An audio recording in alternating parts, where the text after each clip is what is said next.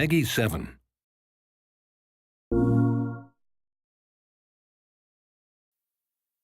Hohokum is a game about exploring a world that doesn't explain itself. All of the strange things that happen are kind of the game slowly revealing itself to the player. You can say that it's colourful, you can say that it's exploratory, you can say that it has a creative, performative element to it. I think you need to see it though.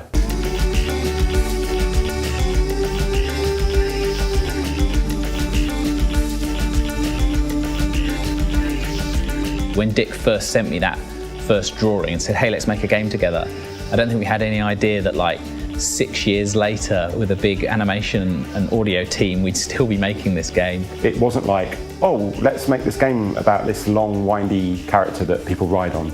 The original idea that inspired Hohokum was just, could we make a video game? It wasn't like this was a game that was the game we've always wanted to make and we had it perfectly realised. It's been a long, strange, meandering journey. Sometimes you don't know, even though it's right in front of your face, you don't know what the best thing is.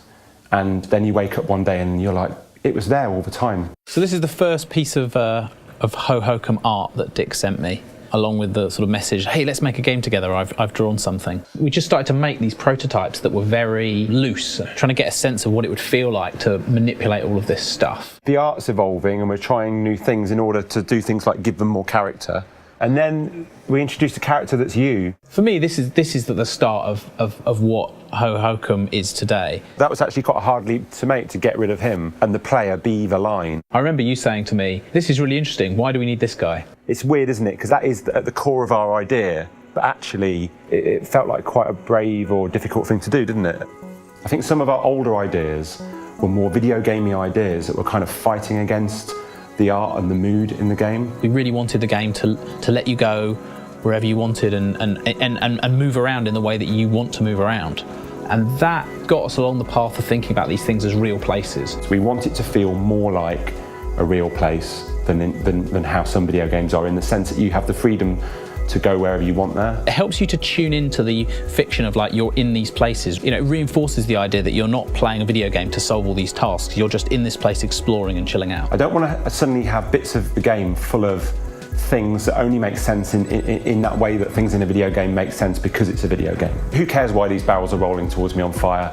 It's a video game, it's fine. You know, I like everything in Hohokum to make sense on its own terms. As we've gone on, we've developed a sense of what's going to work, where the two things sit together better. In this prototype, the game at this point is still set in a series of chambers. We were still thinking very much in terms of like what happens in video games. Oh yeah, you have a race and you have to get through the next gate within a certain amount of time. And at the end of the race, the door opened, only the door didn't really go anywhere because it was kind of the end of the level, so it just let you out of the level. This is the epiphany. This is the bit your brother was playing. He won the race, he broke out the level, and then he went, this is the best thing ever, just flying around outside here. That was kind of our epiphany moment of like, hey, it's really fun just to be this thing, just to fly around and have this kind of stunt kite experience of pinging off things and going really fast and wobbling around corners. People ask, what are my objectives? And I find that so telling that that's a thing that it's okay to ask almost, that it's kind of normal in a video game that you have objectives.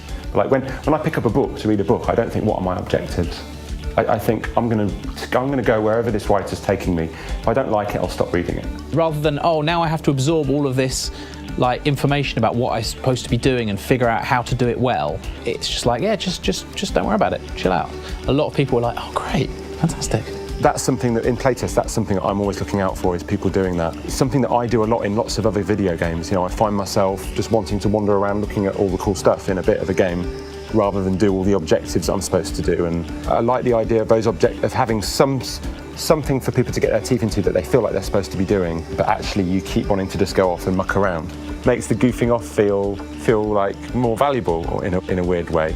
I don't think that when you're working on this stuff you have some kind of grand vision like that to like, oh, we're going to completely reinvent what a video game can be. I think you're just trying to make something that's cool and seeing where they go.